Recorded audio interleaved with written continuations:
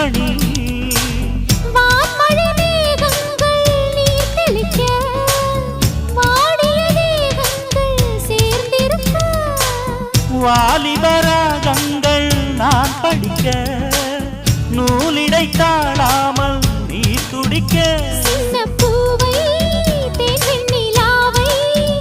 தொட்டு விளையாட ஆனந்தம் கூடாதோ பாண்டியனின் ராஜ்யத்தில் புயலால வேண்டி நின்ற பைங்கிளிக்கு புயலால கையில் தந்தே கல்யாண மாலை மையல் கொண்டே நான் இந்த வேளை